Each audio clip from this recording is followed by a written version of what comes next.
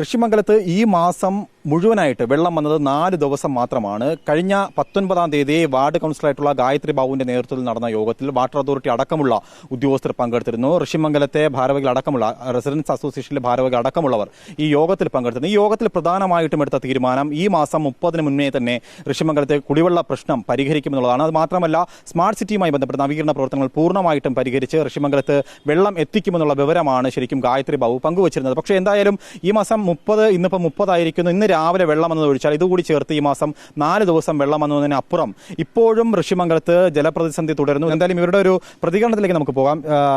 മുൻ കൗൺസിലർ കൂടിയാണ്. ഇപ്പോൾ ഈ മാസം 4 ദിവസമാണ് വെള്ളം വന്നത്. എങ്ങനെയാണ് ഒരു അടുപ്പിച്ച് 4 ദിവസമല്ല, അപ്പോഴപ്പോഴായിട്ട് ചില ദിവസങ്ങളിൽ മാത്രം.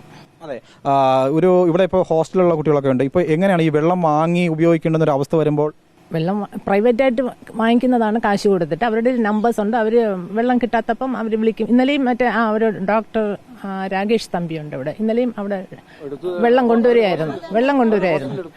ഈ വാർഡ് കൗൺസിലറിന്റെ ഭാഗത്തുനിന്ന് ഉള്ള ഒരു സഹകരണം ഉണ്ടോ ഇവിടെ? ശരിക്കും പറയുന്ന വാക്കുകളൊന്നും യാഥാർത്ഥ്യത്തിൽ എത്തുന്നില്ലല്ലോ. സഹകരണമുണ്ട്, പക്ഷേ അവരെ സംബന്ധിച്ചിടത്തോളം അവർ ഈ ബൂസ്റ്റർ പമ്പ് വയ്ക്കുക എന്നുള്ള ഒരു സൊല്യൂഷൻ ഞാൻ അന്ന് മീറ്റിംഗിൽ തറച്ചു പറഞ്ഞതാണ്. ഈ ആൾട്ടർനേറ്റ് ലൈൻ ശരിയായില്ലെങ്കിൽ വയ്ക്കാമെന്നാണ് അവർ ഉറപ്പ് തന്നത്. പക്ഷേ ഈ ആൾട്ടർനേറ്റ് ലൈനിൽ നിന്ന് വെള്ളം കിട്ടില്ല എന്നുള്ളത് 120% ഉറപ്പാണ്. ഇപ്പോൾ പൈപ്പിൽ കൂടെ വരുന്നത് എയറാണ്.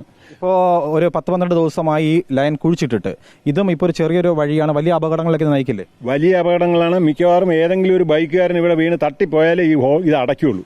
ഇവർ ഹെഡ് ചെക്ക് ചെയ്യാനായിട്ട് 14 ദിവസം എടുക്കുക എന്ന് പറഞ്ഞാൽ ദാറ്റ് ഈസ് ടു മച്ച്. ഇവിടെ ഇപ്പോൾ ഈ ഹോസ്റ്റലുകളിൽ താമസിക്കുന്ന കുട്ടികളുണ്ട്. ശരിക്കും എങ്ങനെയാണ് ശരിക്കും ഈ കുടിവെള്ള പ്രശ്നം നിങ്ങളെ മാരകമായിട്ട് ബാധിക്കുന്നില്ലേ?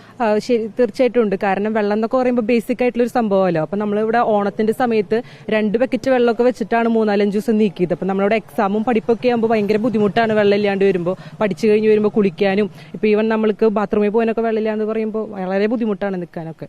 ഈ കുടിവെള്ളം വാങ്ങി ഉപയോഗിക്കുന്നവരുണ്ടോ ഇതില്?